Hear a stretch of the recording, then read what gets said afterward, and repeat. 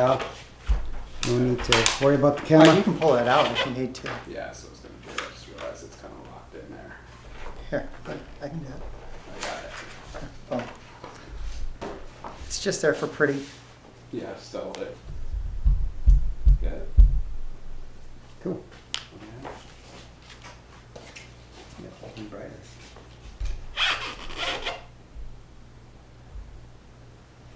Yeah. All right, Cheiron.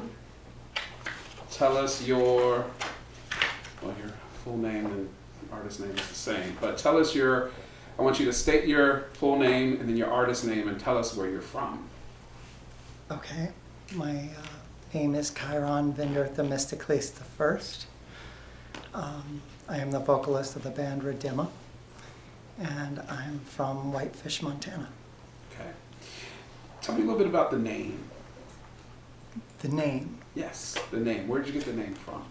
Okay, so my original band was called DemaGagh. And back when we had that band, we were very successful. We were the #1 rated heavy metal band in San Diego.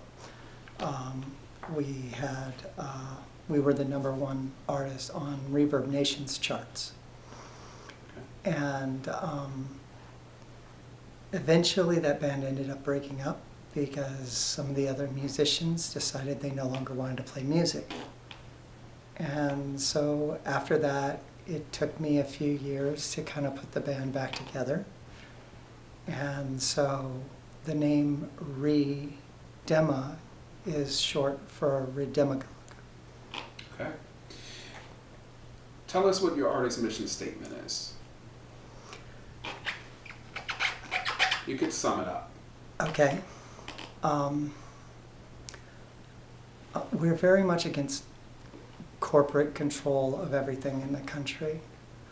We pride ourselves on freedom and expressiveness, and especially trans people who are under attack in this country. And it's really meant to just kind of give a voice to those who don't really have one. Okay. What type of music is it that you make now? How would you describe that? Okay, so I would describe it as progressive metal, mixed with some metalcore from like 2010, and throw in some 90s grunge. And that's kind of a basis of our sounds. Some artists that we kind of lend to are like The Contortionist, a little bit of Gemini Syndrome, and then like bands like Monuments. Okay. Now, you have a background in the military. I do. Right? And not just any part of the military, but the Marines? Yes, Correct. All right. Why did you choose to become a musician? I don't think one chooses to become a musician. I think it's something you are either born with or you don't. I don't think anybody really chooses to be a musician. I think that stuff is always inside of you. And the real choice isn't whether or not you're a musician, it's whether or not you pursue it. Okay. What do you enjoy the most about being a musician? Attention. I love being on stage. I love performing. I love getting dressed up. I love being unique and being able to express myself in a very real way that can be translated live. Where do you get your ideas or creative inspiration from? So for like what you're wearing now, the makeup, the clothing, the hair, conceptually, like what is it? Where does it come from? Is it just a feeling, or do you have ideas? Do you pull from places? Like, talk to us a little bit about that. So growing up in the 90s, I was a goth kid. And so a lot of the things like the movie The Crow, like way back in the day, Brandon Lee, some of those kind of aesthetics really shaped me when I was younger. And then, so I kind of leaned towards that. And then after transitioning into being female, Gothic style just kind of popped out, and it's really fun to be able to play around with that. Okay. What's the big vision that you have for your career? I would love to be a touring artist. I would love to be able to travel the world, being on as many stages as I can, festivals, tours. The highlight would be if I ever got to play Red Rocks in Colorado. To me, that is kind of like, you can't get any higher than being able to play that venue. So if I could play Red Rocks, I'd be like, yeah, I'm here. Describe your artist's identity in 3 to 5 words. Unique, transformative, aggressive, growly, and beautiful. Okay. Let's see here. What are some of the ideas or creative themes that you explore in your music, in your songs? So a lot of my music is evolved around spirituality, Mm-hmm. but not in the terms of like a god or a devil. It's more like kind of more new agey. Like if you think about, like, the easiest way for me to describe it would be like a Jedi and the Force. And so it's understanding that we're all connected through this one consciousness, and coming to terms with that, and understanding that we are more than just our bodies. Okay. If you were offered a one-way trip to another planet, would you go? And what planet would you hope that be? Absolutely, I'd go. If I had my choice, I'd hope it would be Ganymede, which isn't technically a planet. It's actually a moon of Jupiter. But yeah, I think a one-way trip to someplace other than Earth would be a lifetime event that would not be worth passing. You are a transgendered woman. Do you feel like that creates any barriers for you as a creative, as a musician? And if so, like, what are some things that you're doing to address that, or how do you overcome that in your own way? I feel like, especially now, there is a lot of hate. And to say that doesn't affect me would be radically incorrect. The best thing I can do is just to deal with it as it comes and try not to let it stifle me. Okay. And if you could change one law, what would it be and why? I would make reoccurring interest illegal. So through my law, I would be able to fix most of the problems in the country. It wouldn't be uncommon for a loan to maybe be paid back at like 45 to 65%. But here's the catch. The bank would only be able to charge it one time. No reoccurring interest would be allowed. No credit card reoccurring interest, no loan reoccurring interest. The debt clock on the national debt would stop instantaneously once this law was passed, and the possibility of actually moving forward from that point is possible. Okay. You are a fan of quantum physics. I am. You read a lot about that. I do.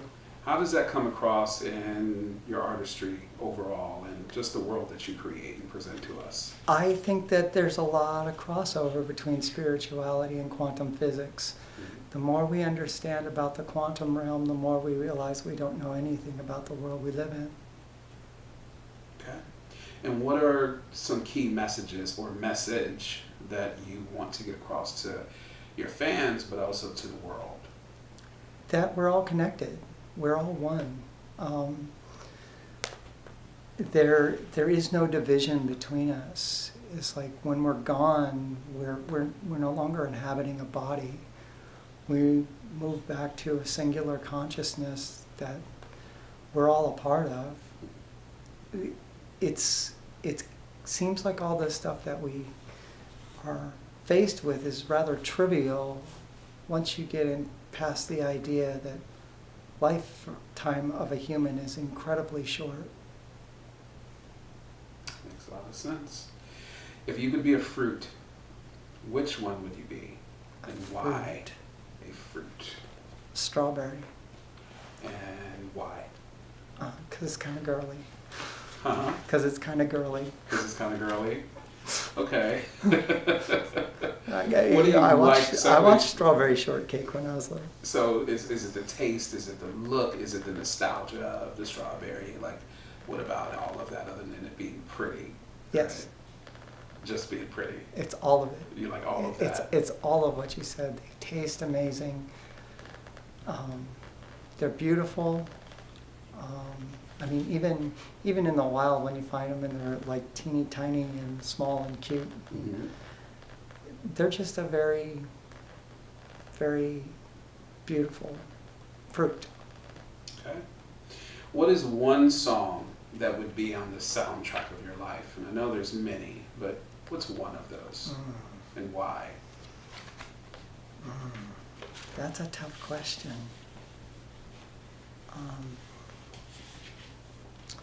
I would think it would be one of my own songs, actually. Mhm. And it would probably be One Moment to Light. One Moment to Light is probably one of my favorite songs. It was written about suicidal ideations. And the song is basically about understanding that whatever feelings that you're going to have, whatever's causing you to think these really bad thoughts, it's going to pass. And so the song is about waiting for that one moment to light, to where those things will clear up. Okay. And is there one song that you would like to be played at your funeral? One song in particular?